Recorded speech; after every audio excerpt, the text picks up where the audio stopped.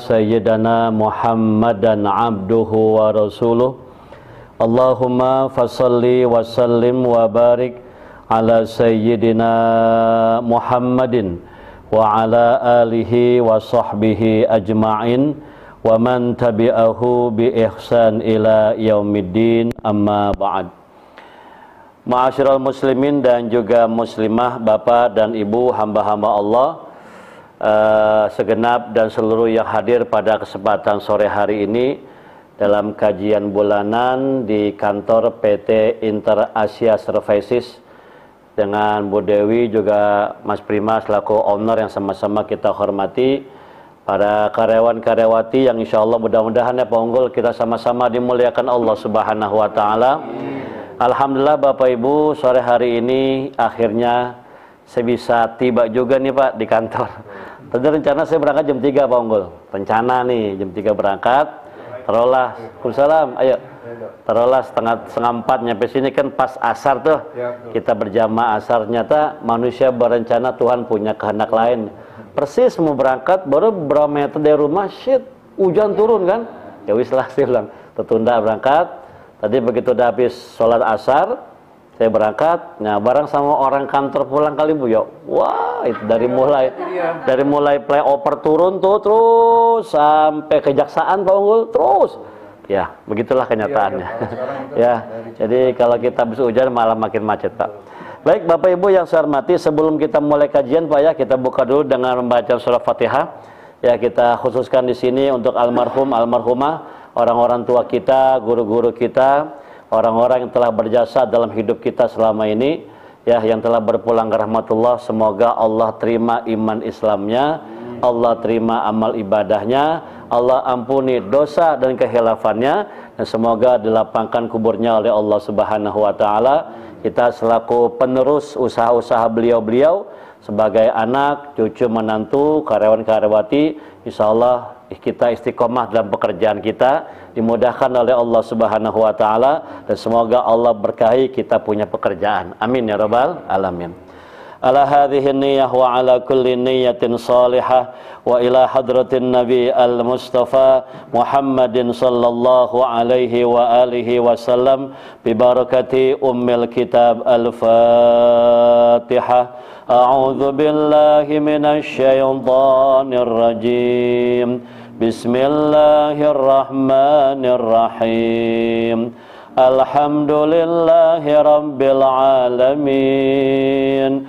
Ar-Rahmanir Rahim. Maliki yaumiddin. Iyyaka na'budu wa iyyaka nasta'in.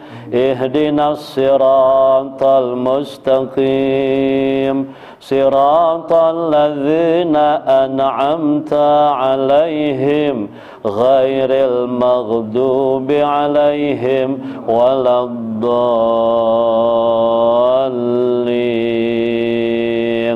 Amin. Amin ya Allah ya mujibas sa'ilin. Baik Bapak Ibu, tema kita hari ini apa Pak Unggul? Masalah khusyuk ya. Nah, khusyuk. Ini khusyuk itu Bapak Ibu ternyata nggak cuma dalam sholat ya. Dalam kita beraktivitas, ceramah, ya Pak ya, kerja pun kita bisa khusyuk. Nah, karena gini aja deh. Bapak Ibu tahu nggak cerita mengenai khusyuk? Dulu kan ada ya, saya juga kurang paham nih. Kalau dibilang benar ini cerita, tapi kok pelakunya beda-beda gitu Pak. Maaf ya, jadi kalau sebuah cerita Pak Prima, sebuah cerita nih yang persis sama, tapi kok aktornya beda-beda Pak. Ada yang bilang ini katanya dulu Ali bin Abi Thalib yang ngalamin. Ada yang bilang oh bukan Ali katanya, cucunya, ya kan. Ada yang mengatakan oh bukan cucunya Ali katanya, Umar bin Khattab. Ada yang mengatakan oh bukan Umar katanya, siapa tuh yang di Jawa, Sunan Giri, pokoknya macam-macam Pak. Jadi kalau nggak salah tuh ada 5 aktor ada untuk sebuah cerita yang sama. Jadi gini Bu, katanya ada seorang tokoh gitu ya, waktu itu kan belum ada obat bius, dia kena panah di persis di paha atau di betis gitu lah, pokoknya kena lah. Jadi begitu mau dicabut kan sakit tuh Pak, karena waktu itu belum ada dokter kan, dia kata gini, tolong nanti cabutnya pas saya sholat aja gitu ya. Karena kalau dia sholat katanya kan sudah sudah ngeplay kan, jadi tidak berasa dicabut anak panahnya. Ya ini terlepas dari kisah yang sangat super tadi Bu, buat saya sih aneh Pak. Kenapa aneh? Karena satu cerita yang sama, tapi ada 5 pelaku yang berbeda. Ini kayaknya ada yang dilebih-lebihkan gitu ya. Jadi gini Bapak Ibu, sebenarnya kalau khusus seperti tadi tuh, yang dicabut panahnya nggak berasa, buat saya Pak Umul, buat saya mohon maaf, ini terlalu super Pak. Kenapa? Karena sahabat Nabi ya Pak, yang dapat ilmu langsung dari Rasulullah itu ketika sedang berjamaah dengan Nabi Pak, karena kan habis perang Umul ya, jadi ada kena tebas di sini, pokoknya pada kalau kalah, itu mereka banyak yang merintih, meringis, menangis dalam sholat. Jadi kalau sekelas sahabat Nabi gitu kan ya, nah kan murid pertama kan sahabat tuh, itu masih bisa ngerasain sakitnya kena goresan pedang ini tiba-tiba ada cerita orang kena panah minta dicabut pas ketika sedang sholat. Ini buat saya sih kayaknya aja benar nih satu. Yang kedua Bapak Ibu, Nabi kita Muhammad pun juga sangat-sangat manusiawi Pak khususnya. Kan pernah Nabi itu lagi sholat Pak, tiba-tiba yang biasanya dia sholatnya agak-agak lama ini dipercepat oleh beliau. Sahabat tanya kan, ya Rasulullah, kok tumbennya agak cepat sholatnya? Apa kata beliau? Enggak, tadi saya rencana mau seperti biasa nih, mau menjangin saya punya sholat kan gitu ya. Cuma terdengar oleh saya punya kuping ini ada anak kecil nangis di belakang. Saya khawatir kalau saya perpanjang sholat saya akan merusak atau mengganggu sholat ibunya. Jadi kalau sekelas sahabat aja masih ngerasain sakitnya kena tebasan pedang ketika sedang sholat gitu ya, dan Nabi pun masih ngedengar ada orang nangis di belakang, saya kira super banget Bu kalau ada orang kena panah gitu ya minta dicabut ketika sedang sholat. Makanya untuk kisah yang tadi anak panah nancap itu, saya no komen Pak ya, wallahu a'lam, bisa yes bisa no, karena emang sangat masyhur Pak ceritanya. Tapi kok pelakunya kenapa jadi banyak gitu ya?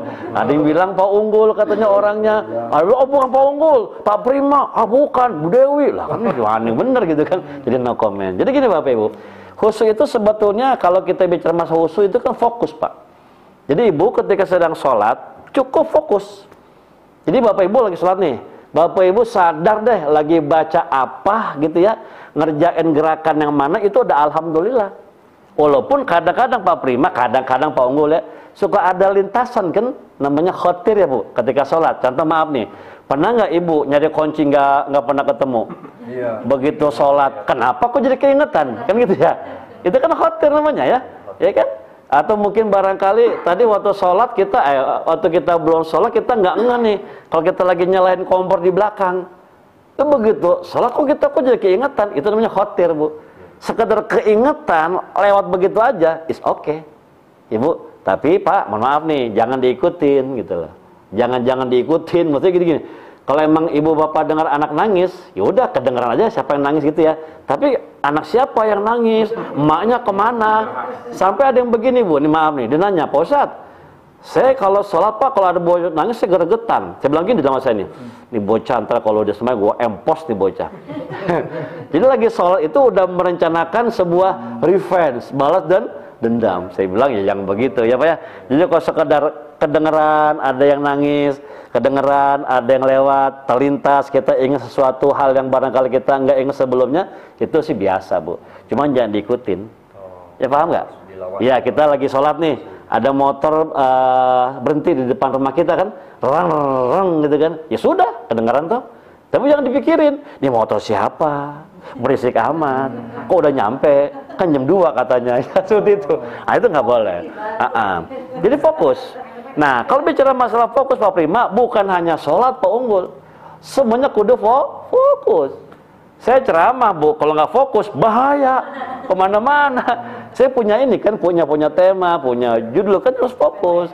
Ibu juga, bapak kerja harus fokus. Ya, jadi fokus bagaimana Pak? Ya kita sadar kita ngerjain apa, gitu kan? Kemudian kita lagi ngerjain rukun sholat yang mana dan baca bacaan sholat yang mana. Itu udah alhamdulillah. Nanti kalau kita masih kedengaran suara-suara ya, atau barangkali berasa sakit karena ada luka yang belum sembuh, Saya kira itu sangat manusiawi, Bu ya. Jadi jangan terlalu jangan terlalu hebat lah memandang sebuah khusyuk anak panah, nanti kesian. Kalau ukurannya dicabut anak panah nggak berasa itu khusyuk, jangan-jangan kita nggak ada khusyuk di sini. Repot, Pak. Ya, paham, Bu? Jadi fokus. Nah, kemudian istiqomah, Pak. Ya, jadi gini loh.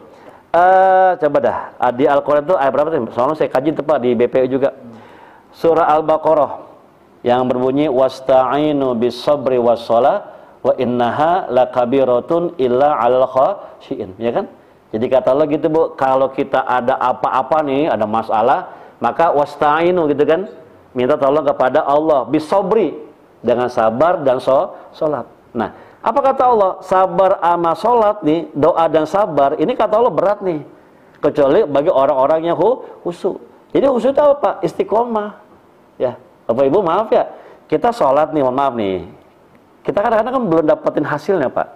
Ada orang bilang begini, lu ngapain sholat? Ya sholat gue mau kewajiban gue, nggak ada hasilnya, begitu-begitu aja. Ya nggak, ya orang kagak pada sembahyang, pada fine-fine aja. Lu ngapain sholat? Pak, pernah nggak Pak ketemu orang begitu? Pernah kan gitu ya?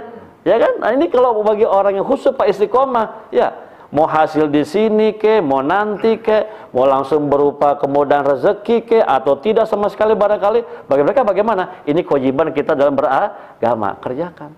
Kan Nabi yang bilang, Bu, dunia itu kan mazra'atul akhirah, ladangnya akhirat.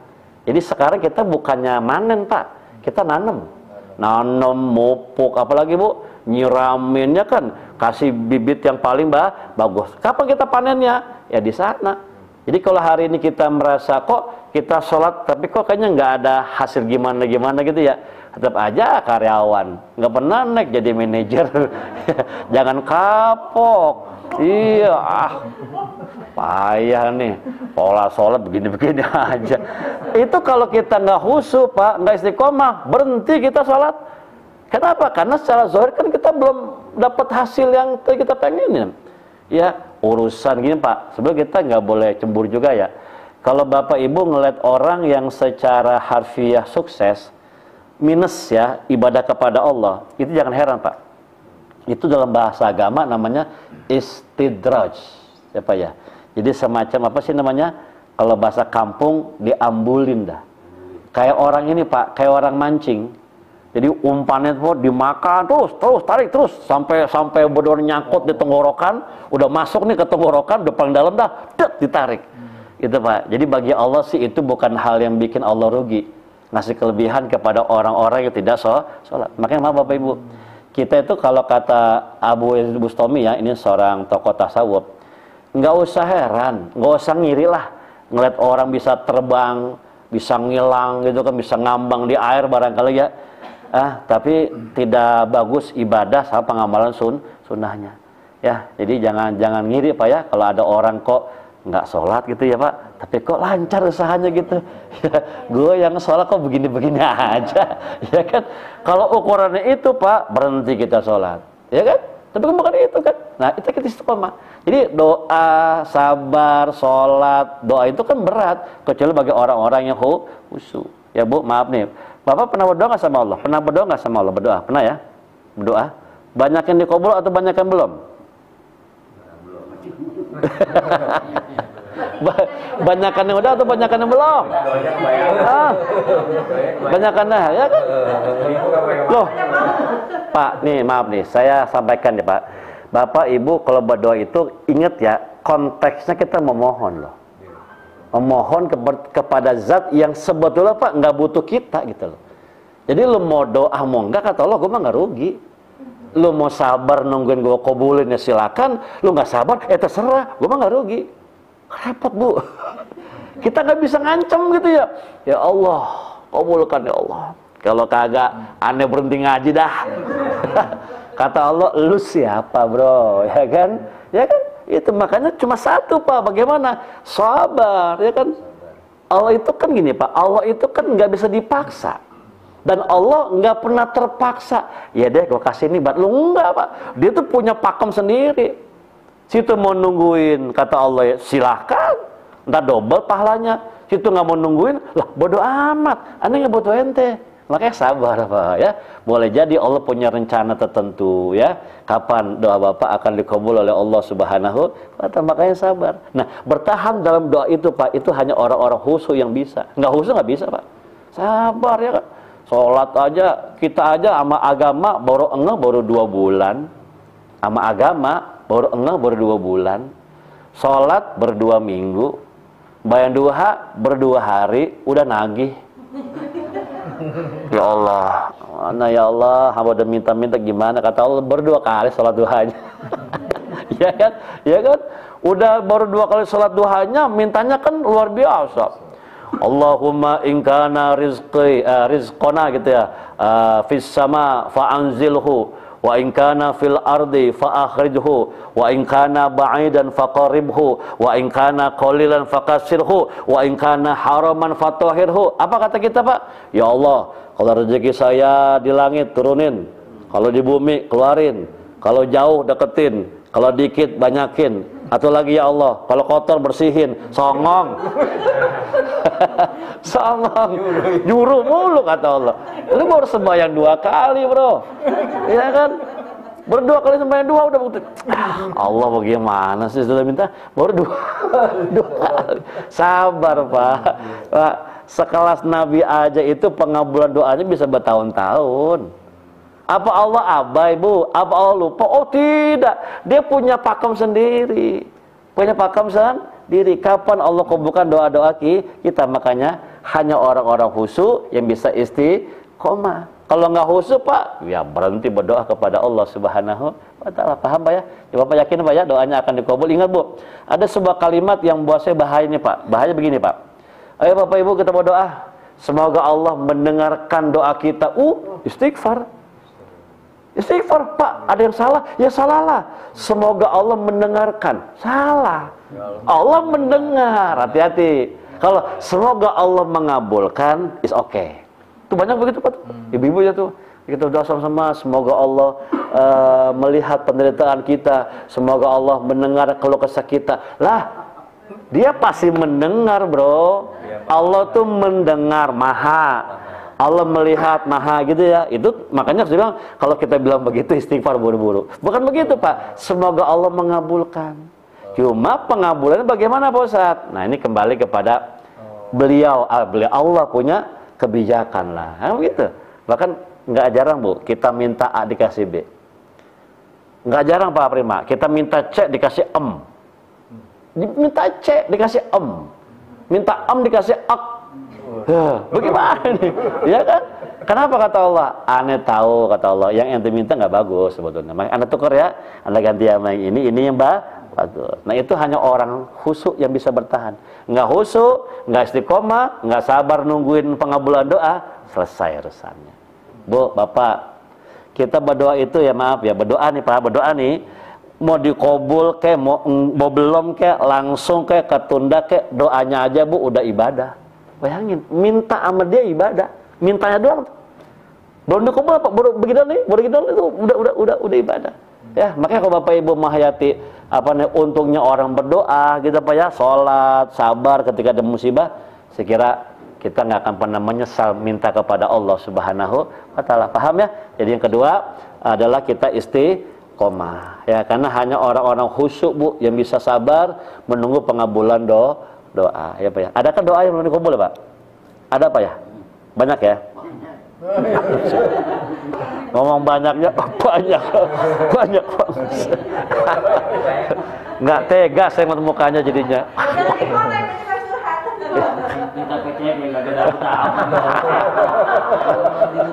Iya.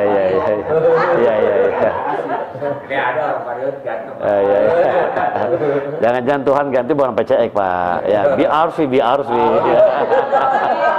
Ya begitu kan. Tahu nggak? Dulu waktu saya di pondok itu Bu, Mas Prima, di pondok Pak Unggul, saya dikasih cerita.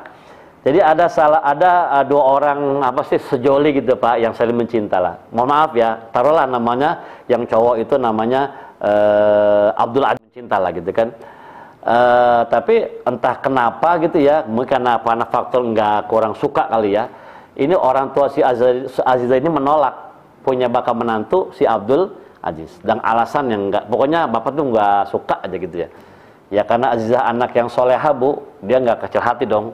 Ah, gue punya Allah gitu ya, minta sama Allah aja deh, ya kan, supaya Allah melunakkan hati bapaknya, bisa menerima Abdul Aziz sebagai suaminya kita, sebagai menantunya gitu. Dia minta bu, wah itu bukan sehari 2 hari pak, berbulan-bulan sampai bertahun-tahun. Ternyata sekian lama berdoa sama Allah, minta jadi sama Abdul Aziz, bukan malah dilunakkan hati bapaknya, malah dia dijodohkan oleh seorang duda. Duda beranak tapi tajir. Ini kenapa ya? Kan orang kan kalau pakai kita punya akal ya, apes tuh perawan. Minta perjaka, dapatnya duda. Dudanya punya anak lagi, tapi emang mapan gitu ya. Dah. Ah, bapak itu ternyata apa? Ternyata setelah dia menikah dengan duda ini, si Abdul Aziz itu pak, yang kalau cerita kata suka bangun malam, suka apa sih namanya itu, hijrah, suka ke rumah kiai-kiai, itu bukannya bangun malam pak, dia ngebegal. Ngebegal, jadi diam tuh seorang begal. Jadi kalau dia malam cerita, oh saya tuh kalau malam suka tahajud, saya sukanya ngomongnya gitu, nyata begal gitu. Dan ternyata duda yang dinikah itu bukan duda sembarangan pak, artinya seorang yang sukses secara ekonomi dan seorang pemuka agama yang sangat disegani oleh masyarakat. Kita kan, lu rugi amat neng, saya kata ya, minta perjaka dapatnya aki-aki kan begitu. Nyata malah bagus. Nah, yang dia minta itu si Aji itu bu, ternyata bukan orang baik-baik. Jadi dia begal. Kalau malu tuh ngebegal orang ngerampok. Ya, jadi bapaknya sih bukannya udah tahu, belum tahu juga. Cuma dia punya feeling, kayaknya gua nggak suka sama dia nih. Jangan sama dia. Begitu. Kok dia minta maaf tuh? Ya Allah, tolong. Ini alih-alih dilunakkan hati bapaknya bu, malah dinikahin tuh, ditikahin tuh sama siapa? Duda tadi. Malah dapatnya yang bagus. Begitu. Ya Pak ya? Ya jangan seuzon dulu sama Allah. Apa lu neng lu minta perjaka dapatnya aki-aki.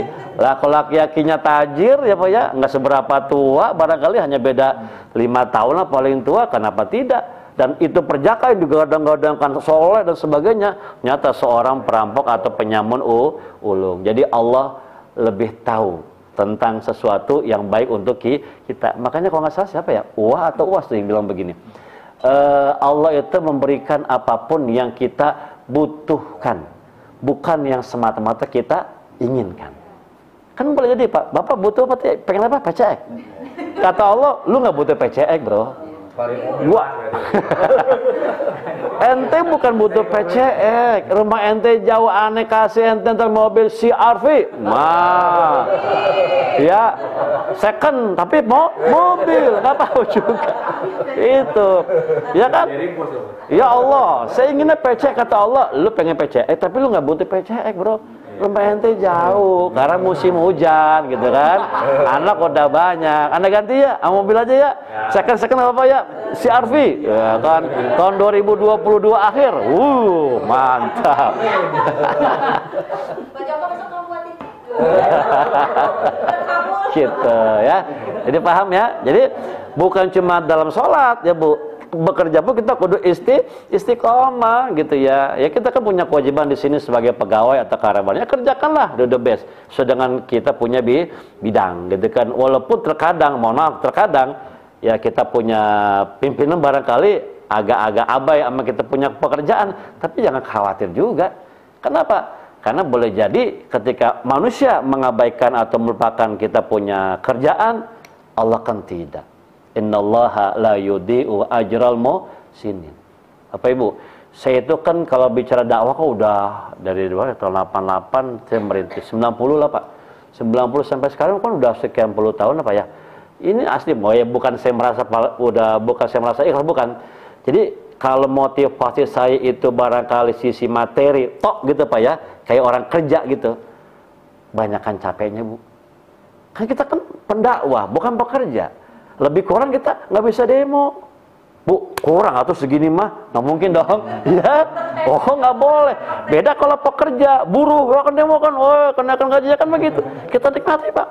Kenapa? Karena saya anggap ini tabungan saya Bu. Apa tuh? Ilmun yuntafa'u bihi, ya kan? Jadi kalau saya ngajak kemana-mana gitu ya, saya punya murid banyak kan, nanti kalau saya punya ilmu diamalkan kan jadi sedekah saya nanti di akhirat kan gitu ya. Itu Bu yang bikin saya bertahan, ya kan? Kenapa? Saya pikir ya oke lah, tidak ada kebaikan yang sia-sia. Alhamdulillah Bu, saya punya banyak teman, saya punya banyak saudara, bahkan setiap ibu-ibu seperti ibu saya, ya Bu ya. Setiap perempuan seperti saudara saya, Pak, bukan istri saya. Bonggol, jangan begitulah. Setiap perempuan yang muda itu saudara saya gitu kan. Kenapa? Dari dakwah tadi, Pak. Dakwah yang kalau secara materi, mohon maaf ya, mungkin tidak seberapa, tapi saya enjoy. Kenapa? Buat saya itu tadi, ini bentuk daripada cara saya menabung apa tadi? Ilmun yuntafa'u istiqomah. Wah, kita dakwah itu Pak Prima ya, enggak selamanya kita bergelar karpet merah Pak. Iya, pro kontra mah ada aja tuh, ya kan? Yang suka dengan kita, ada yang nggak suka juga. Ada yang nggak suka, ada yang suka dengan kita, tapi nggak suka dengan cara kita. Pernah saya dikomplain. Jadi ada satu orang sih, tapi dia pintar supaya punya masa. Dibilang atas nama jamaah. Bagus, ketuanya ngevote gitu kan. Bener begitu, nyata enggak. Saya kan kalau ngajar di sebuah tempat kan saya pakai metode ini Bu, tematik. Jadi bahasnya tuh ayat Al-Quran. Ini ayat ini Bu, ayo siapa yang mau baca gitu kan. Saya kan tidak minta, siapa yang mau aja kan. Tapi di situ ada satu orang yang emang nggak bisa baca. Dan emang nggak pernah baca. Kan saya tidak pernah nyuruh bagi yang mau aja. Dia minder sendiri kali gitu ya. Minder kan, minder sendiri. Dibilang, dia datang ke rumah ketua katanya, tolong dong bilangin Pak Ketua ini atas nama jamaah nih banyak yang keberatan. Kata ketuanya, apa iya begitu? Ternyata begitu di vote sama ketuanya, enggak, cuma dia doang begitu. Iya karena saya bilang Bu, kalau saya nyuruh, coba Bu Dewi, kan itu kan fatal tuh ya. Oh Mas Prima, kan enggak, saya bilang, siapa yang mau, ayo baca, ini satu urus satu kebaikan. Tapi tentu aja Bu, ada satu yang nah seperti itu nggak apa-apa ya, jalan aja Pak, istiqomah ya. Kita seperti para penganjur kebaikan yang lain Pak Unggul, ada aja ya kan, ada aja yang apa like dislike, ada aja lah pasti ya kan. MZ kan kurang bagaimana sih Pak, buat saya Bu, buat saya nih almarhum MZ itu kan penceramah terbaik yang luar biasa. MZ Nurdin ya MZ Nurdin itu kan luar biasa beliau buat saya Pak ya. Wah itu matian apa ya, serius, lucu, logika, remaja, pokoknya masuk dia. Tapi segitu hebatnya beliau menurut saya Pak Unggul, tetap aja tuh kanan kiri mah orang ada aja yang bilang inilah, itulah. Nah, ini. Ya kan kalau kita bicara masalah kesempurnaan emang nggak ada yang sempurna. Kata kita benar, kata orang salah, kata kita pas, kata orang kurang. Istiqomah aja lah. Ya, yang penting Allah nggak pernah mengabaikan kebaikan kita, ya, paham ya? Nah, itu yang kedua. Yang ketiga apa lagi Bu? Yang ketiga adalah kita ikhlas, ya. Jadi kalau saya baca semalam dalam surah Al-Hajj itu bahwa orang khusyuk itu orang-orang yang tidak pernah meragukan bahwa perbuatannya ini akan berbuah kebaikan di kemudian hari. Contoh gini Bapak Ibu, udah pernah belum Bapak Ibu ketemu sebuah momen kejadian yang kalau pakai logika Bapak Ibu ini harusnya kena musibah itu, apa kesenggol motor atau jatuh ke dalam gua gitu ya. Tapi kok enggak gitu ya, kok motor itu malah kesono gitu kan, kita selamat. Kenapa gitu ya? Jadi sesuatu yang something amazing gitu ya. Kenapa gitu kan? Pernah digaplek, aku los, jadi mobil itu maju kan gitu, itu masuk mundur mobilnya, mundur. Jadi pas itu aku astagfirullahaladzim, pas itu dekat banget padahal itu, jadi aku merasa bahwa oh mungkin ada Allah, pertolongan Allah ya. Ya seperti itu. Jadi kita tidak dari musibah. Nah itu kita nggak pernah tahu itu dari mana itu. Kebaikan yang mana yang Allah tuker hari itu dengan penyelamatan buat kita. Ya kan nggak tahu kita kan. Apa kita di mana, apa di tahun berapa, apa di hari apa kita pernah nulungin orang barangkali gitu. Hari kata Allah aku berikan. Gitu. Makanya bagi orang-orang ikhlas itu kan orang-orang yang meyakini pahala dari Allah kan begitu. Makanya dia yakin hari ini kita punya kebaikan belum berbalas Pak. Next time bisa Allah pulangin dengan bentuk yang beda lagi Bu. Bisa tadi tuh keselamatan dari sebuah musibah atau keselamatan dari sebuah wabah. Boleh jadi wah wabah sekampung orang kena DB semua. Lah kita mau orang apa-apa. Depan kita DB, kiri kita DB, depan belakang DB. Kita mah aman-aman aja. Barangkali saja. Itu dari mana Pak? Dari penggantian kebaikan kita yang dulu-dulu. Yang mana Pak Ustadz? Lah kita nggak tahu Pak. Allah itu yang mengkalkulasi. Allah itu yang apa? Yang menghitung. Ingat Bu, Bapak. Kan matematika kita kan sama Allah beda. ya kan? Kayak sedekah itu kan kalau pakai matematika manusia kan berkurang ya, ya kan? Loh, kita punya duit 500.000 nih, kita sedekahin 200 lah, kan berkurang Pak, tinggal 300. Itu kata kita ya Bu ya.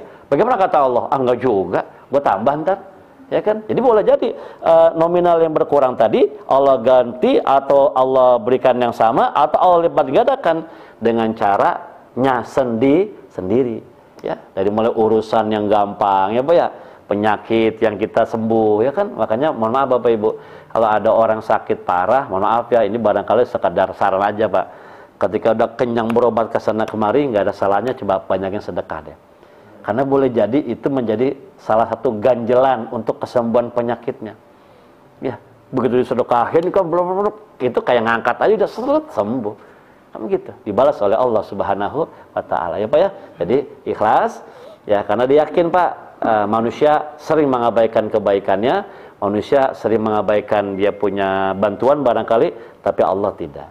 Nanti Allah punya cara sendiri Bu, cara sendiri, timing sendiri, waktu yang paling pas sendiri bagi Allah untuk mengembalikan kebaikan-kebaikan kita. Ya Pak ya, ya kan, nafkah buat istri itu kebaikan loh Pak.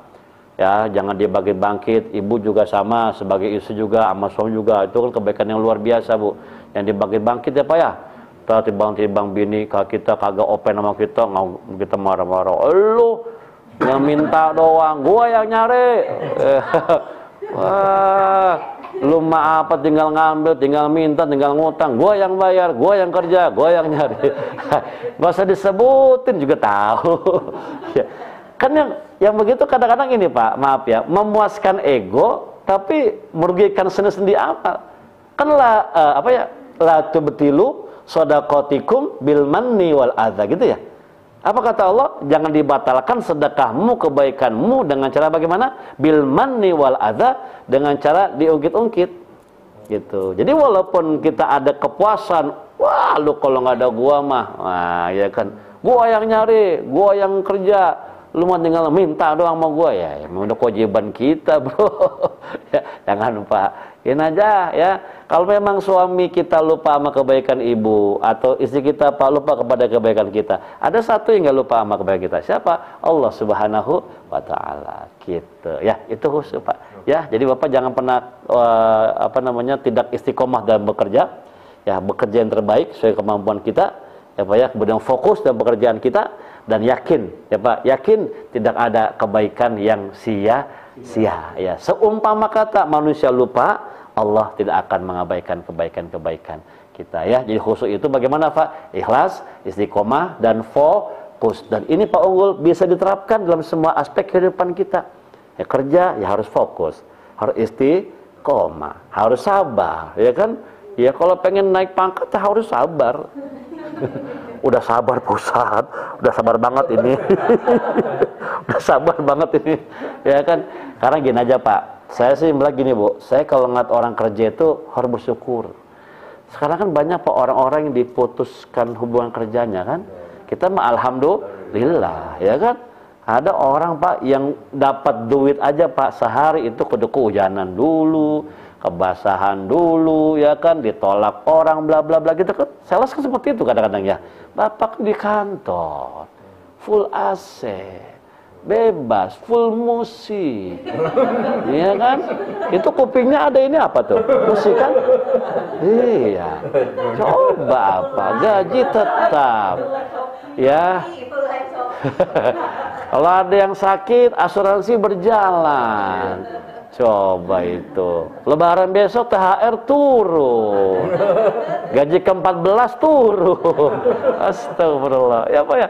Wah, Pak Ustadz, saya kurang atuh. Ya kalau kurang mah nggak ada yang cukup Ibu ya. Ibu Bapak maaf nih, hidup ini kan kita kan kayak laut tanpa prima. Manusia itu kayak laut. Apapun yang dimasukin ke situ, emang pernah cukup? Enggak pernah Pak. Nah disinilah konteksnya, kita bersyukur kepada Allah. Alhamdulillah orang-orang pada nggak kerja, kita punya kerjaan, ya kan? Orang-orang pada kehujanan, kepanasan, kesono kemari warawiri kan ya, nawarin produk, kita kan cuman di kantor gitu. Bersyukur aja Pak ya, enjoy your life ya, ikhlas ya Pak, nggak ada kebaikan yang sia-sia, istiqomah, jangan gampang menyerah ya Pak ya. Yang keempat fokus ya dengan yang kita kerjakan, insya Allah Bapak Ibu akan sa'adah fid dunya wal akhirah gitu. Ya, paham ya? Oke, sampai sini ada nggak yang mau disampaikan? Tadi Ustaz masalah khusyuk ketika kita sholat terganggu dengan pikiran-pikiran lain. Betul. Mengembalikan kekhusyukan kita itu gimana caranya? Ya, baik. Jangan diikutin, Pak. Allahu Akbar. Gitu ya. Ingat kunci. Udah, jangan diikutin. Sekedar itu kan gini, Bu. Jadi ada emang makhluk Tuhan nih, setan sih Pak ya. Emang itu tugasnya begitu. Jadi macam-macam, Pak. Jadi ada yang mengganggu lewat tadi khotir, itu kan satu.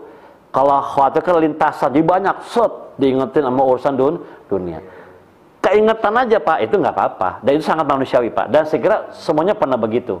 Cuma jangan diikutin. Kayak tadi tuh ya, Bapak dengar nih ada anak yang nangis, kedengeran ya nggak apa-apa juga. Tapi siapa yang nangis? Emaknya kemana? Nah, itu yang nggak boleh kan begitu. Apalagi sampai punya rencana, ntar gua habis sholat, gua cubit nih emaknya. Kemana be? Wah, itu udah nggak boleh Pak. Ya jadi kembali. Nah Bapak gini Pak Prima.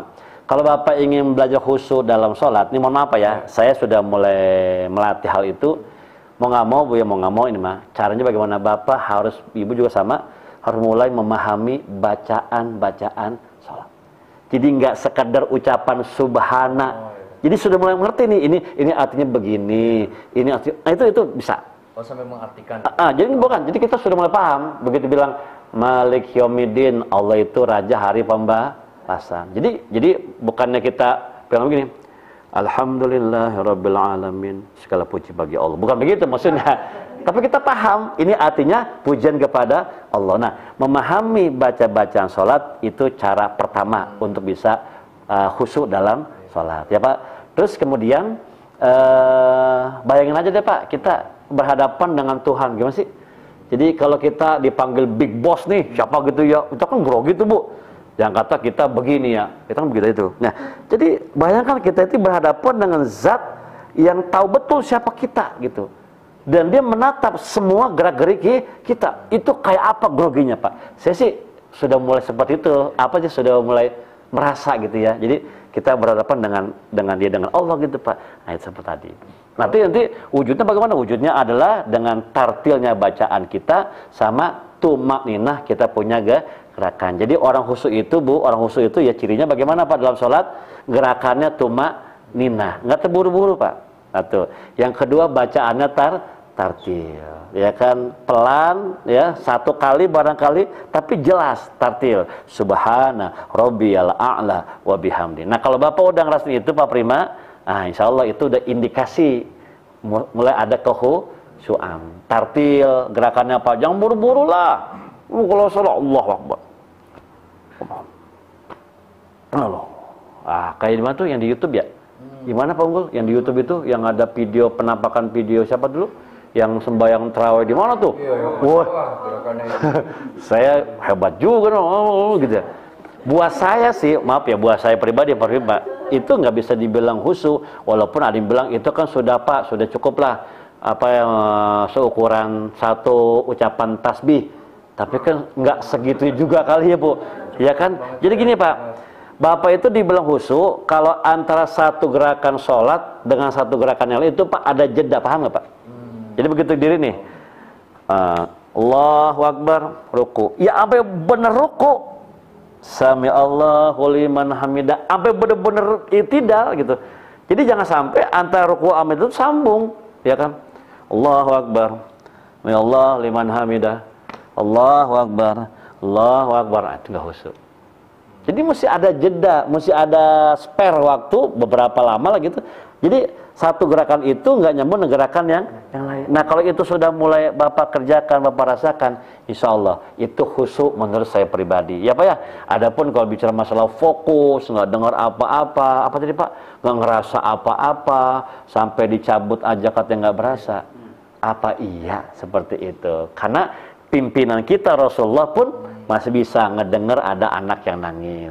Sahabat Nabi pun masih meringis karena menahan luka yang demikian perih. Ya kan? Kalau tiba ada orang-orang bisa seperti itu, kayaknya saya belum yakin. Lebih-lebih kisah hanya satu, pelakunya banyak. Nah, gini. Merem itu, Bu, sebetulnya makruh dalam sholat. Makruh ya, Pak. Kenapa makruh? Karena yang disunahkan itu kan melihat ke tempat sujud.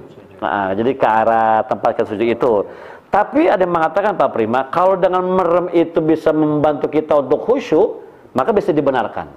Jadi apapun yang bisa membantu perbuatan yang mubah gitu ya, membantu untuk perbuatan yang baik atau lebih baik, maka itu bisa dibolehkan. Ada juga Bu orang yang kalau merem malah kebayang-bayang. Malah kebayang-bayang ya, malah keingetan ya kan, aja. Tapi kalau emang Pak Prima atau yang lain barangkali merasa, Pak, saya mah kalau merem kayak lebih fokus dah. Kalau emang seperti itu, silahkan. Nggak ada sih, nggak ada ulama yang bilang haram merem, nggak ada. Tapi yang bilang makruh ada. Karena sunnahnya bagaimana Bu? Memandang ke tempat sujud. Tapi kalau dengan cara memejamkan mata itu kita bisa lebih khusyuk, nggak sedikit yang bilang bahwa dibolehkan. Ya, karena kita kan mengedepankan kehusuan. Kalau dengan cara itu bisa lebih khusyuk, tafadhol. Kenapa sih bilang tidak bisa disamaratakan? Karena ada orang Pak yang kalau merem malah makin kacau. Oh, malah kebayang-bayang. Jadi kayak ini bioskop matiin lampu, peng gitu kan. Waduh, kelihatan dia kan. Aku merem Pak Ustaz. Oh gitu. Salat jamaah Jumat. Merem kacamata kan karena suka saya gini. Bocah kan ada bawa anak main lari Oh gitu. Bisa diet.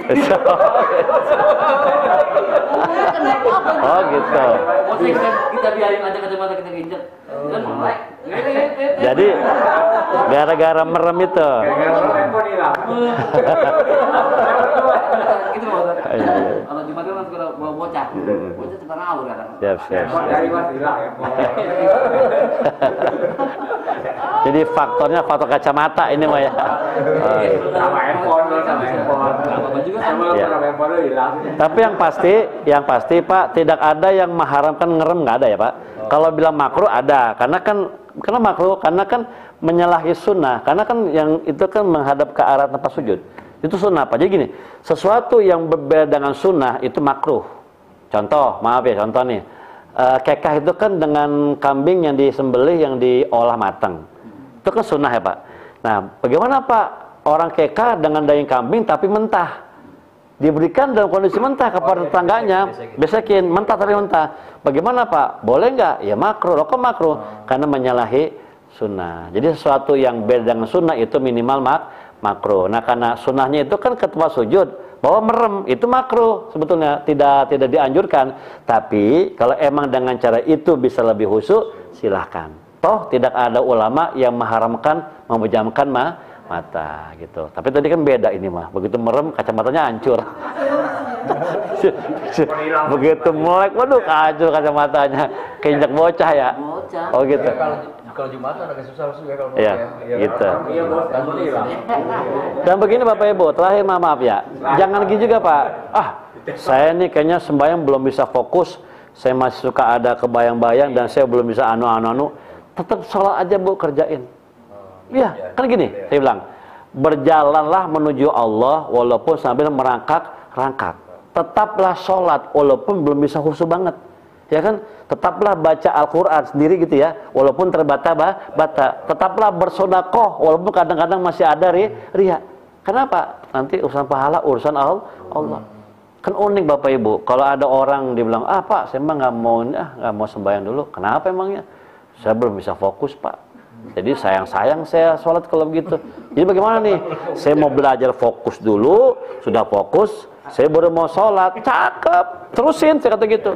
Tapi celaka, entar fokus belum dapat, sembahyang kagak, mati. Wah, repot kan? Kerjain aja lah. Bu, maaf ya, menurut saya gini Bu Pak, orang sholat nih tidak khusyuk dengan yang khusyuk tetap ada pontennya. Beda tapinya Pak ya, yang nggak khusyuk ya pas tengah dah. 3 kali mah. Tapi yang khusyuk bagaimana? 8, 9. Tetap ada kontennya gitu. Ya, jadi jangan sampai kita dengan dalih belum bisa khusyuk, belum bisa fokus, bacaan belum begitu lancar, kita nggak sholat dulu nih sambil kita belajar dulu, itu salah. Jadi kita justru kerjakan aja. Nanti urusan pahala urusan Allah. Saya tidak pernah Bu menjas orang tuh untuk bacaan. Kan ada orang gitu ya. Bacaannya salah. Stop. Dosa. Salah bacaan kamu. Kalau orang baru belajar digituin kapan bisanya? Bu, orang yang terbata-bata dalam bacaan Al-Quran, cuma satu yang nggak boleh, jadi imam. Udah itu aja. Kalau buat baca sendiri Pak, untuk melancarkan, loh kenapa dilarang? Lah kalau nggak begitu kapan dia bisanya? Ya kan? Saya ceramah begini. Kenapa? Karena terbiasa. Ya Allah bisa karena biasa. Jadi bagi Bapak Ibu barangkali maaf ya yang bacaan masih belentang-belentong Al-Qur'annya, baca aja. Ya, cuma emang jangan jadi imam. Kan bahaya. Supir, Bro. Kalau supirnya ngaco, ngantuk, itu mobil nabrak pohonan mau jurang kan yang mati bukan supirnya doang, begitu ya. Jadi yang terbata-bata betul. Jangan jadi imam. Tapi kalau buat pribadi dia baca sendiri, baca aja. Ya kan? Pahala urusan Allah. Jadi Mas Prima semuanya nih ya yang merasa Ustaz saya belum bisa khusyuk, kerjain aja lah. Ya, pahala urusan Allah. Emang kita khusyuk banget apa? Sama aja. Cuma kita mencoba untuk khusyuk sebatas yang kita bisa. Bagaimana? Fokus dengan bacaan gitu kan? Pas imam sholat dulu nggak apa-apa kali? Kan Apa? Nggak bersuara. Boleh. Bisa. Emang kalau orang begini akalnya banyak banget. Boleh. Oh, jadi Zuhur sama Asar boleh ya? Oh, siap. Saya lupa, betul. Iya, betul. Ya, jadi untuk sembahyang yang syariah bolehlah ya, karena kan nggak membaca bacaan ya. Kenapa Bu saya katakan begitu? Karena kan imam itu kan bukan masalah kebanggaan Pak, tapi tanggung jawab besar. Bayangin Pak, orang semasjid itu diukur sholatnya, bacaannya dengan satu imam tadi. Jadi kalau kita makmum nih di belakang seorang qori, maka pahala bacaan kita atau pahala bacaan kita ya seperti pahala bacaan dia. Karena kita imam kepada seorang yang qori. Itu makanya pilih yang terbaik di antara kita untuk seorang imam. Jadi bukan masalah action-actionan nih. Sini gue imam. Masa nggak bisa loh. Bukan masalah begitu Pak. Tanggung jawab. Karena orang-orang di belakang ini Pak, itu dihitung sholatnya bagaimana kita punya sholat sebagai seorang imam. Kita kan ketua delegasi menghadap Allah. Makanya si pribadi Pak Prima, demi Allah nih, saya kalau jadi khotib Jumat nih, emang kan sholatnya kan sekalian ya, khutbah sama imam. Tapi kalau di depan saya lihat ada seorang qori yang bacanya afdol, lebih bagus, saya dengan legowo Bu ya, saya mundur. Pak, maju. Oh enggak, sunnah. Anta afdol. Karena bicara masalah imam yang sifatnya jahriyah pakai suara, itu afsoh, orang yang paling fasih. Ketika saya punya kemampuan membaca di standar untuk seorang khotib gitu ya, tapi di sana ada seorang qori, maka dia lebih jadi imam. Nah itu karena ini bukan masalah action ya. Karena gue jadi imam, bukan, tanggung jawab. Orang di belakang itu dihitung dengan bacaan dan gerakan kita sebagai imam gitu ya. Betul ya Bapak, kalau emang mau Zuhur silakan, Asar juga boleh kalau merasa bacaannya belum sempurna. Tapi kalau sempurna taikin Pak ya, jadi imam yang sekarang baca sholatnya dipimpin anak yang yang hafiz Quran ya. Oh iya. Kalau betul. Karena emang hitungan itu adalah yang paling fasih di antara kalian, yang paling bagus bacaannya, paling cakep lah gitu ya. Walaupun barangkali umurnya belum begitu tua-tua amat, tapi sudah balik lah minimal, jangan bocah bener. Ya minimal sudah balik lah gitu ya, gitu kan, karena kan di imam satu, jadi pilih seperti itu yang paling fasih. Kalau fasihnya sama, pilih yang paling paham, paling alim, ya kan. Kalau alim juga sama, ya pilihlah yang paling mengamalkan sunnah. Mungkin kita pilih yang berjenggot, boleh jadi kan sunnah kan jenggot ya. Atau kalau sama semua barangkali, maka pilihlah yang paling dulu hijrahnya, paling dulu taubatnya, paling dulu insafnya, seperti itu. Tapi yang pasti tua nggak disebut sama Nabi. Yang paling fasih. Jadi kalau tua pun nggak fasih, jangan di imam gitu. Ya, paham ya? Paham ya? Oke. Lagi yang lain, silakan. Berhubungan dengan yang soal tadi pas lagi sholat, ada nah, khotir namanya. Jadi pas lagi sholat, seperti yang tersebut bilang, waduh kompor belum mati ini. Apa yang terjadi ya? Yang harus dilakukan karena kompor itu kalau kita mati bisa menyebabkan bahaya. Apakah kita batalin sholat? Atau kita jalan pelan-pelan matiin? Nah, gimana? Siap, baik. Kalau bicara masalah batalin sholat, itu semua ulama sepakat nggak boleh. Kecuali ada uzur yang mendesak. Apa diantaranya? Menghindar dari sebuah bencana. Contoh nih ya, kita sholat nih, gempa, batalkan, selamatkan diri. Masalahnya kira-kira kompor itu sebahaya gempa nggak? Gitu kan. Kalau emang Bapak yakin betul ini kalau gua nggak matiin bisa repot ini, bisa jadi. Nah, bagaimana caranya? Gini Pak, kalau kebetulan kompor itu beradanya di sebelah kanan kiri kita, ya kan, yang Bapak cuma tinggal maju mundur barangkali bisa matiin kompor, boleh bisa begitu. Kan Rasul pernah Pak, Nabi itu pernah bukan pintu. Jadi ketika salah seorang istri beliau mau masuk, tutup pintu, assalamualaikum, Nabi lagi sholat sunnah ya. Nabi kan kalau sembahyang fardu di masjid pasti. Itu dia maju. Jadi maju, kemudian kan pintunya itu kan tidak jauh, jadi maju, buka, dia mundur lagi. Nah, kalau emang seperti itu kondisinya, Bapak nggak usah batalin sholat, umpamanya. Tapi apa iya Bapak sembahyang di depan toko, di depan kompor gitu ya? Iya, ya kan? Gitu kan? Ini kompor nih. Waduh, ini udah mateng nih air nih. Maju dikit. Bisa. Ya, tapi kalau umpamanya gitu ya, umpamanya nih agak belok ke sana gitu kan, pokoknya ini jauh dah. Dan sudah tercium aroma kebakar, ya ini kan sudah jelas danger, maka batalkan sholat. Ya, tapi kalau sekedar apa cuma ingat gitu ya, ini kompor belum dimatiin, tapi kok belum ada tanda-tanda bahaya atau apalah, teruskan aja dulu. Ketel bunyi gitu benar. Ketel bunyi. Itu kan matang. Iya. Ya matang. Langsung batal juga. Jangan. Saya bilang, jadi gini Pak, ukurannya kan bahaya. Ukurannya bahaya. Bahaya. Kayak tadi kan. Ya kan gempa bumi kan bahaya gitu kan. Atau Bapak barangkali lagi sholat tiba-tiba keluar tuh ular apa Pak? King Cobra. Wis. Kita kan langsung dibatalin dong kita selamat. Jadi bahaya itu ukurannya. Nah, makanya kompor tadi Pak Unggul tergantung. Kalau hanya sekadar bunyi gitu ya. Jadi nggak khusus Pak Ustaz. Itu malah cerita, itu dari talu. Ini bahayanya, wah ini udah ngebul nih. Kayaknya ada kebakaran, ya udah kita batalkan, kita matikan. Jadi ukurannya yang saya tahu sih itu bahayanya Bu. Bukan semata-mata suaranya atau ingat kompor belum dimatikan. Kalau emang kebetulan itu kompor searah dengan kiblat, kita maju mundur 2 langkah lah gitu paling banyak kita bisa matiin kompor, bisa aja. Karena Rasulullah pernah seperti itu. Dia maju, bukan pintu, dia mundur. Karena kebetulan pintunya di arah di samping beliau nih. Jadi tidak sampai berubah dari arah kiblat. Gitu. Jadi patokannya bahaya Pak ya. Kalau belum kecium bau angus begitu, saya kira ya masih aman ya. Waduh, ini kayaknya udah bau angus, udah ngebul-ngebul. Bahaya. Jadi bahaya gitu. Karena saya belum menemukan apa sih ya pembolehan itu semata-mata untuk sebuah kompor yang belum dimatikan. Yang saya temukan bahaya. Gempa bumi, wah udah parah nih. Sekarang udah kita kabur dulu lah, selamatkan diri. Banjir nih kayak banjir di sholat 45 ayat tiba-tiba BPI kan suka banjir. Oh iya. Tiba-tiba tuh Ustaz. Oh gitu. Terus udah genang di sini. Oh gitu. Gimana? Oh gitu ya. Pernah begitu Bu? Pernah begitu? Pernah begitu ya? Tiba-tiba kayak banjir gitu. Sejadah basah, jadi malah kepikiran. Iya. Dan kita tidak tahu ya itu airnya apa suci atau bagaimana. Pasti ada solokan. Ya, siap. Kalau begitu menurut hemat saya nih ya, mohon maaf nih kalau barangkali tidak berkenan, itu jatuhnya kita bisa batalkan. Bahkan kita kan sudah ragu sama kondisi air itu sendiri.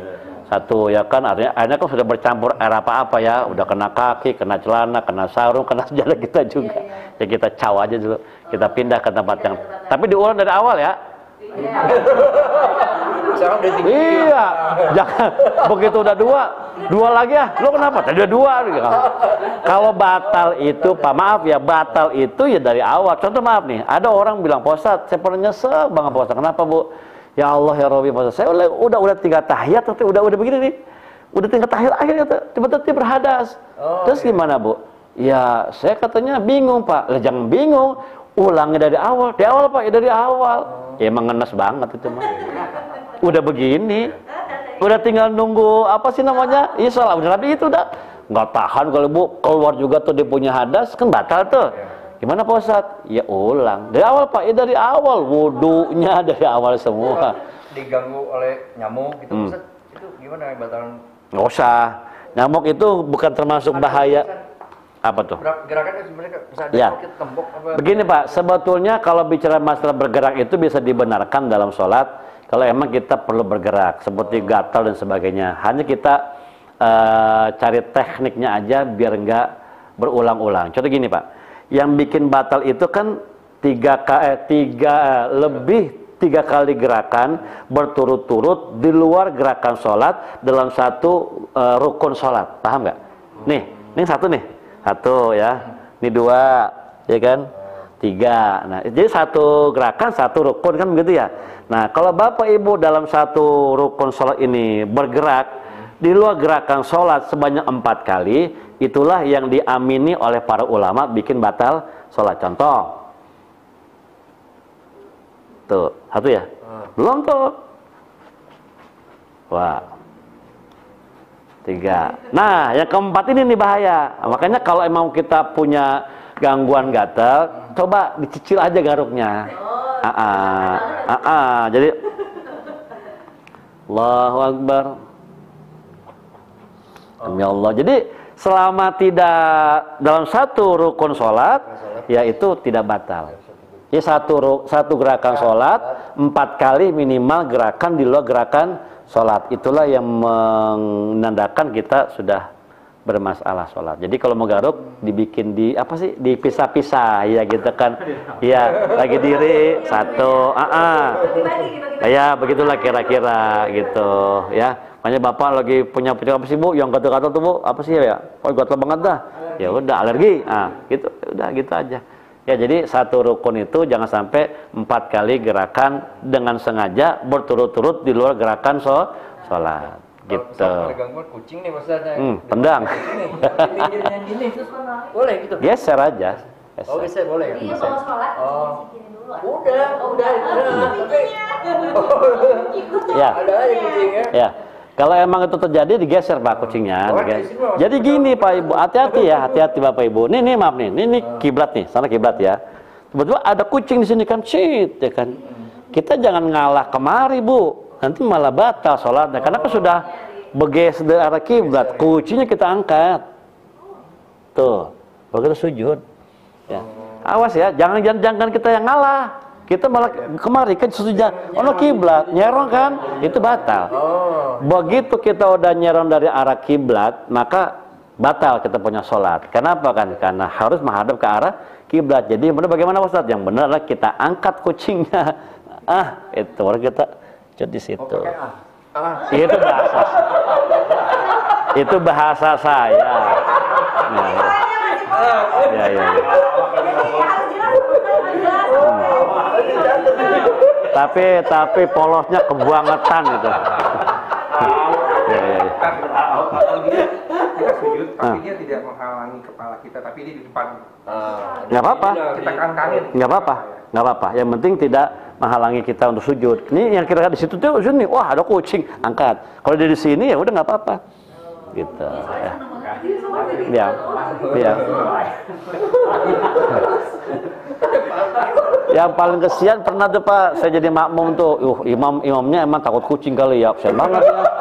Jadi kucing kampung masuk ke dalam masjid Pak, iya dia ke sini, imamnya begitu kan, kesian banget tuh. Iya, kesian banget Pak. Makanya harusnya kita punya masjidnya harusnya dijaga betul. Jadi itu kunci. Jadi kucing kampung sih masuk kan ngelakukan mana-mana. Itu kan imamnya mungkin sama kucing nggak begitu suka. Di kakinya Pak, dia begitu tuh. Imamnya begini kesian banget. Ya jadi kalau emang di arah kiblat di tempat sujud, Bapak geser. Tapi kalau cuma di pangkuan atau di depan kita itu nggak apa-apa. Ya, Bapak jangan bergeser. Kalau bergeser nanti malah batal sholatnya. Karena kita udah bergeser dari arah kiblat. Gini nggak apa-apa ya. Iya. Pokoknya masalah gerakan tekniknya Bu diminimalkan aja lah. Bagaimana caranya biar nggak banyak-banyak bergerak di luar gerakan sholat dah, itu aja yang penting. Bisa diatur. Kalau yang saya pernah dengar gini kan. Gimana? Misalkan nih ya. Gatalnya di sini. Jadi 1, 2, 3 berhenti. Nah, gitu. gatal lagi nih. 1, 2, 3. Jadi nggak harus dalam apa sih, kita harus gitu. Kalau nggak salah, kalau yang saya pernah dengar ya. Iya. Itu mungkin pendapat lain. Ya, Allah alam sih. Emang kalau bicara masalah teknik emang di sini ada khilaf ya, ada perbedaan, tapi yang pasti sama, tidak boleh 4 kali gerakan berturut. Turut itu kan ada jeda tadi ya. 1, 2, 3 berhenti, nanti udah sekian lama 1, 2, 3 lagi gitu. Kalau nyamuk sampai mati itu gimana Ustaz? Enggak, nyamuk itu gini Bu, nyamuk itu sebenarnya darahnya kan tidak mengalir. Jadi kalau kita tepakkan saja. Oh, walaupun berdarah. Iya nggak apa. Itu kan termasuk hewan yang tidak mengalir darahnya. Kita pukul berdarah ya nggak apa-apa. Baju kita nggak bernajis, kita pun tetap bisa boleh. Kan darahnya darah orang. Belum. Tapi itu bukan darah mengalir Pak, sedikit. Ya, nyamuk itu darahnya nggak mengalir.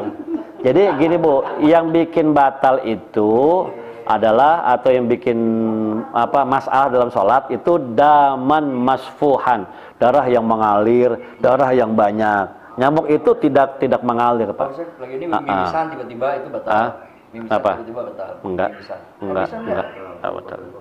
Itu kan penyakit Pak.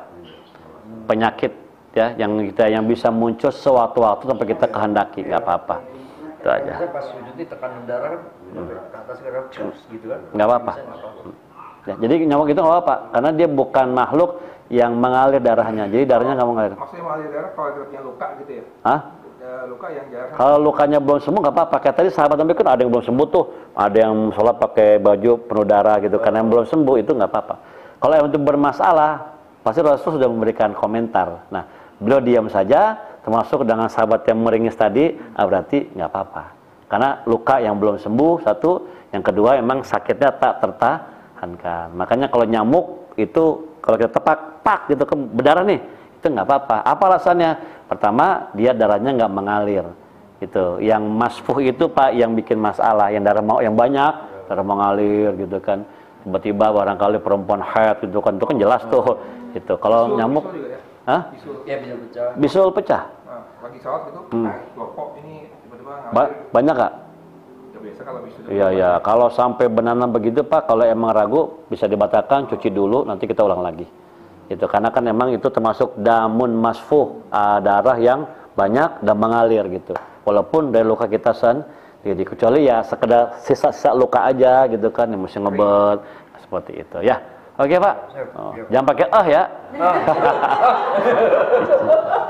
Jangan dipraktekin, nggak ada yang ngontrol repot juga nanti dipakai lagi.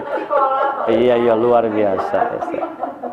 Kalau ada berdoa itu selain kita doa setelah sholat gitu, apa kita disapa-sapa di jalan segala macam walaupun kita bisa dalam keadaan tidak suci boleh Ustaz? Oh gitu. Ya.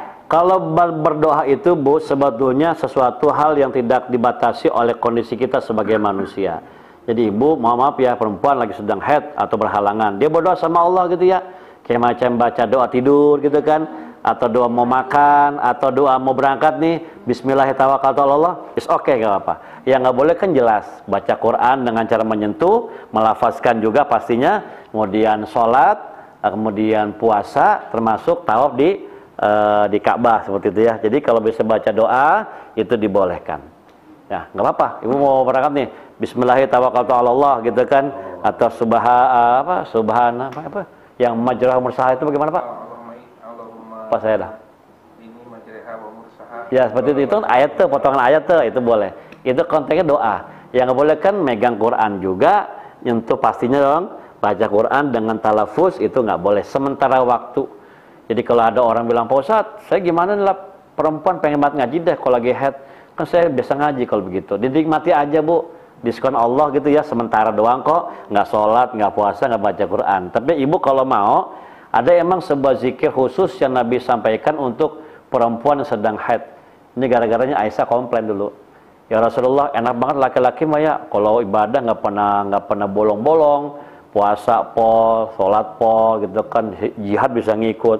Coba kalau cewek makan nggak bisa kalau lagi haid. Apa kata Rasulullah? Jangan begitulah.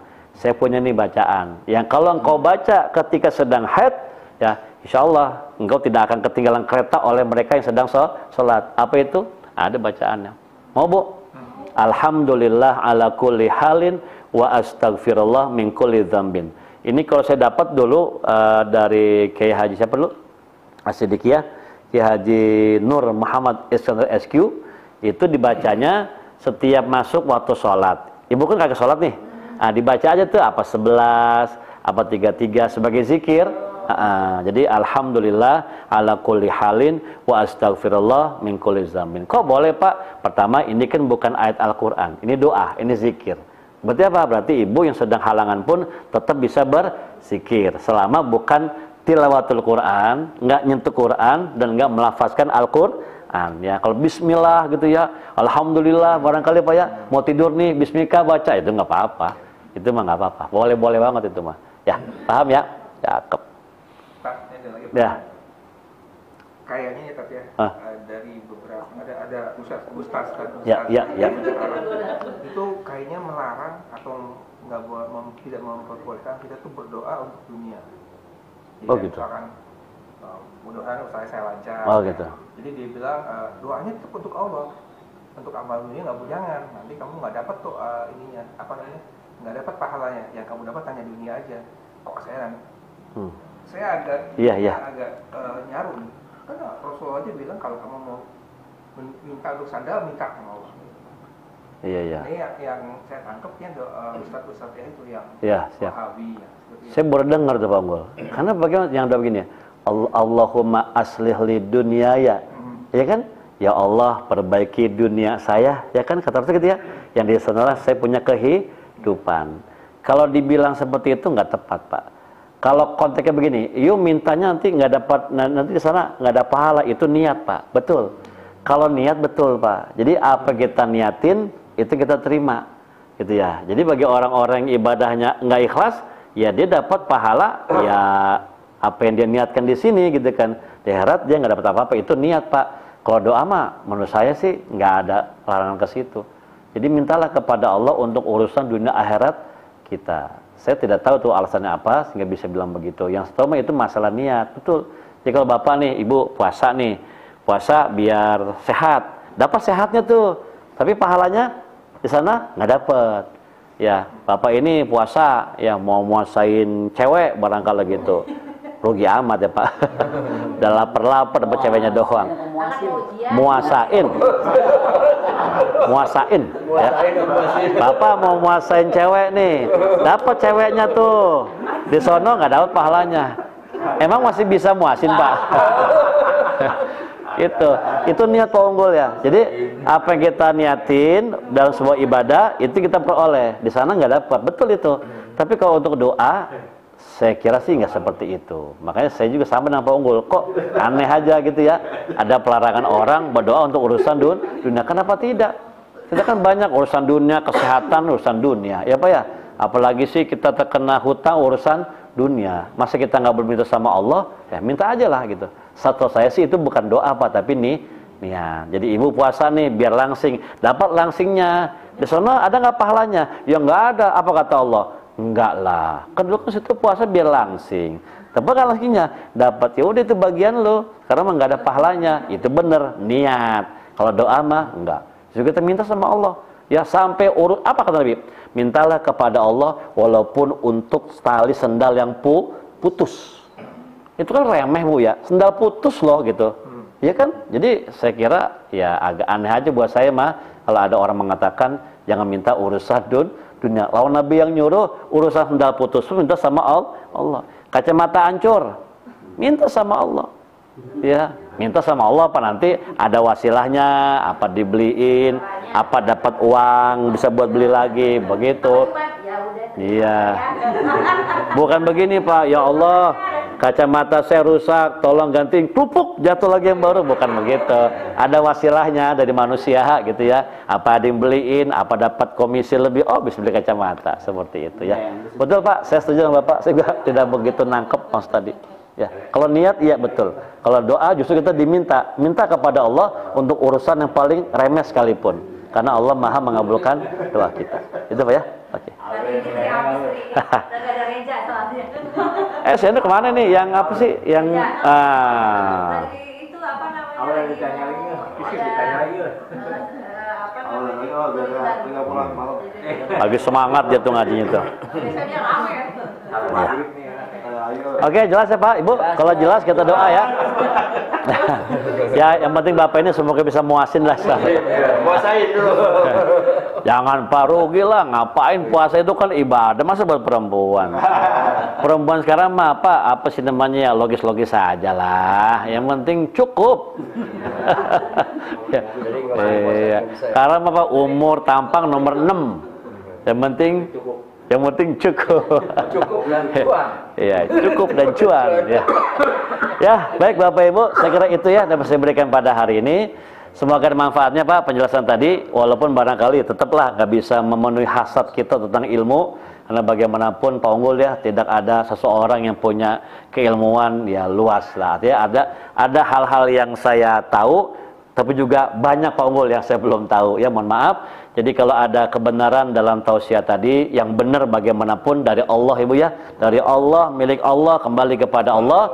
Adapun kalau ada yang salah itulah kita sebagai manusia emang tempatnya salah dan lupa, mohon dimaafkan ya. Insya Allah Allah berkahi PT apa tadi Inter Asia Services ya, semoga barokah, lancar, dan semoga istiqomah dalam pekerjaan kita, fokus, dan insya Allah tidak ada kebaikan yang sia-sia, amin ya. Kita doakan juga buat almarhumah ya Pak Firma ya, orang-orang tua kita nih yang telah berpulang ke rahmatullah ya. Mungkin saya nggak sebutkan namanya karena saya nggak hafal juga bintinya, tapi Allah tahulah siapa beliau-beliau itu. Pastinya Allah ampuni dosa-dosanya, Allah luaskan di alam kuburnya, amin ya robbal alamin. Ala hadhihi niyyah wa ala kulli niyyatin salihah bi barakatil Fatihah. A'udzu billahi minasyaitonir rajim.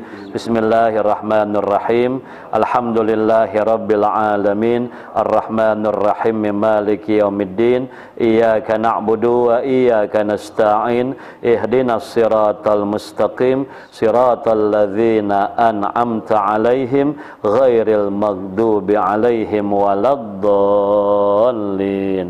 Amin. Astaghfirullahaladzim. Lakal hamdu ya Allah ya Maulana ya Ma'bud. Alhamdulillahi rabbil alamin.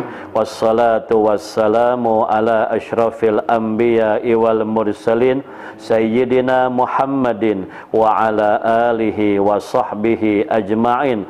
Allahumma gfir lana warhamna wali walidina warhamhum kama rabbawna sighara wali jami'il muslimin wal muslimat wal mu'minin wal mu'minat al ahya'i minhum wal amwat. Allahumma inna nas'alukal huda wat tuqa wal afaf wal ghina wal istiqamah. Allahumma tawwil a'marana wasakhih adsadana wa nawwir qulubana wa hassin a'malana wa aksir wa barik amwalana wa sahil umurana wa sahil umurana wa sahil umurana. Rabbana taqabbal minna innaka antas sami'ul alim wa tub alaina innaka antat tawwabur rahim. Rabbana atina fid dunya hasanah wa fil akhirati hasanah wa qina adzabannar. Wa sallallahu ala sayyidina Muhammadin wa ala alihi wa sahbihi wa sallam walhamdulillahi rabbil alamin. Qabul insyaallah Bu, Bapak, doa kita semua. Sekali lagi terima kasih. Akhirul kalam, wassalamualaikum warahmatullahi wabarakatuh.